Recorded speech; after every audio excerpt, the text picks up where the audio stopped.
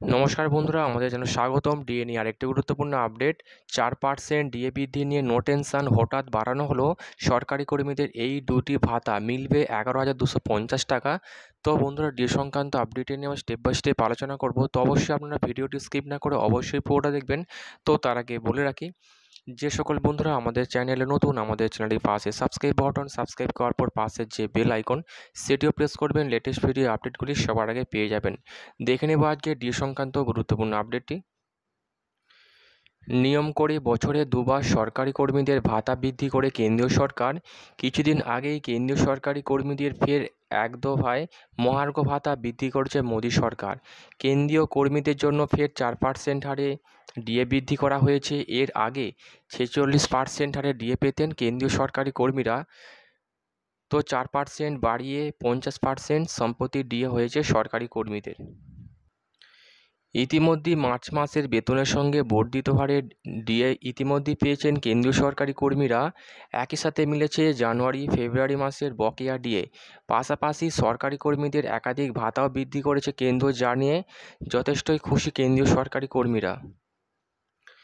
সম্প্রতি সরকারি কর্মীদের 6 ধরনের ভাতা বৃদ্ধি করেছে কেন্দ্র। এই মর্মে গত 2রা এপ্রিল প্রধানমন্ত্রী মোদির অধীনে থাকা কেন্দ্রীয় কর্মী ও প্রশিক্ষণ বিভাগের তরফে অফিস মেমোরেন্ডাম জারি করে বিভিন্ন ধরনের ভাতা বৃদ্ধি করা হয়েছে। তাতে বলা হয়েছে, children's education allowance, child care special allowance, risk allowance, night duty allowance, overtime allowance বাড়ানো হয়েছে। এখানেই শেষ নয়, পাশাপাশি সংসদীয় অ্যাসিস্ট্যান্টদের জন্য বিশেষ ভাতাও বাড়ানো হয়েছে।